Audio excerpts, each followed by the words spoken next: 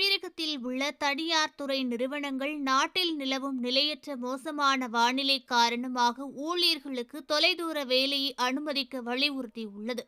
அமெரிக்கத்தின் மனிதவளங்கள் மற்றும் எமிரிட்டைசேஷன் அமைச்சகமானது இது குறித்து வெளியிட்டுள்ள அறிவிப்பில், மோசமான வானிலை காரணமாக மார்ச் 9 சனிக்கிழமையன்று நெகிழ்வான வேலை முறைகளை பயன்படுத்துமாறு தனியார் துறை நிறுவனங்களுக்கு தெரிவித்துள்ளது.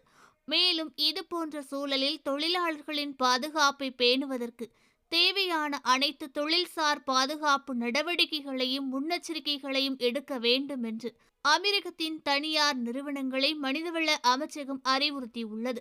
அபுதாபியின் சில பகுதிகளில் மோசமான வானிலை தொடங்கியுள்ளதாக தெரிவித்த புயல் மையம், சில இடங்களில் காற்று மற்றும் பலத்த மழை பெய்து வருவதாகவும் கூறியுள்ளது. அத்துடன் அல்லையன் மற்றும் அபுதாபியில் கடுமையான வானிலை நிலைமையை காட்டும் சில வீடியோக்களையும் புயல் மையம் வெளியிட்டுள்ளது. இதேபோன்று மோசமான வானிலை காரணமாகவும் குடியிருப்பாளர்களின் பாதுகாப்பை கருத்தில் கொண்டு எமிரேட்டில் உள்ள அனைத்து கடற்கரைகள், பொது பூங்காக்கள், சந்தைகளை தற்காலிகமாக மூடுவதாக துபாய் முனிசிபாலிட்டி அறிவித்துள்ளது. இது குறித்து துபாய் முனிசிபாலிட்டி வெளியிட்டுள்ள அறிவிப்பில், துபாயில் உள்ள அனைத்து கடற்கரைகள் இன்று இரவு முதல் மூடப்படும் என தெரிவித்துள்ளது. அதே சமயம் பொது பூங்காக்கள் மற்றும் துபாய் முனிசிபாலிட்டிக்கு சொந்தமான சந்தைகள் சனிக்கிழமை காலை முதல் மூடப்படும் என துபாய் முனிசிபாலிட்டி கூறியுள்ளது. துபாயை தவிர அபுதாபி மற்றும் ஷார்ஜா ஆகிய எமிரேட்டுகளும் இன்று இரவு முதல் ஞாயிறு வரை எதிர்பார்க்கப்படும் அதிக இடியுடன் கூடிய கனமழை மற்றும் நிலையற்ற வானிலை காரணமாக எமிரேட்டுகளில் உள்ள பூங்காக்கள் மற்றும் கடற்கரைகளை தற்காலிகமாக மூடுவதாக முன்பு அறிவித்திருந்தது.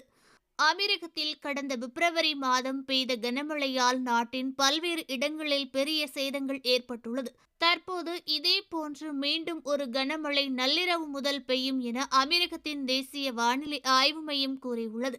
அத்துடன் குடியிருப்பாளர்கள் அனைவரும் பாதுகாப்பாக இருக்கவும், தேவையில்லாமல் வெளியே செல்வதை தவிர்க்குமாறு அமெரிக்கத்தின் உள்துறை அமைச்சகம் கேட்டுக்கொண்டுள்ளது. ஓகே ஃப்ரெண்ட்ஸ், இது போன்ற நியூஸ்களை உடனுக்குடன் தெரிந்து கொள்ள எங்கள் ரேஸ் தமிழ் சேனலை லைக் பண்ணுங்க, ஷேர் பண்ணுங்க, கமெண்ட் பண்ணுங்க, மறக்காம சப்ஸ்கிரைப் பண்ணுங்க.